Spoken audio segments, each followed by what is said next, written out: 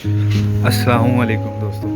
मैं आज रिव्यू करने जा रहा हूँ जी रॉयल टेडी, जिनको मेक किया है इमरान आलम, जो कि वर्ल्ड फेमस रॉयल टेडी हो चुके हैं। मैंने कभी ऐसा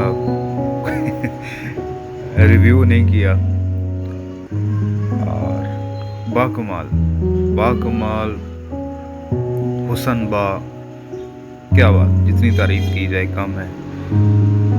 तो इनको बनाया गया है जी, और इनको बनाने वाले जो हैं उनका नाम इमरान आलम साहब है, जो कि लाहौर से हैं। और माशाल्लाह क्या खूबसूरती, क्या बात।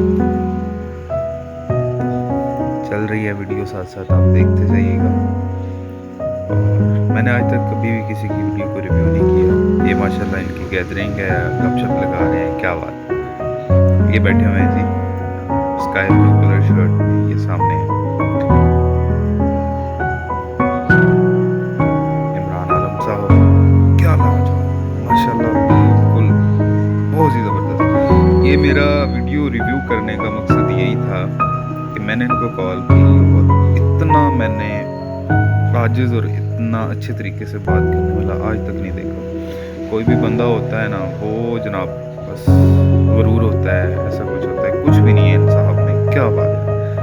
बंदे ऐसी क्वालिटी के कि दुनिया ने इनको माना है और दुनिया मानती है, और पाकिस्तान के सबसे हाईएस्ट रेट और हाई क्वालिटी और हाइजीन बर्ड्स जो हैं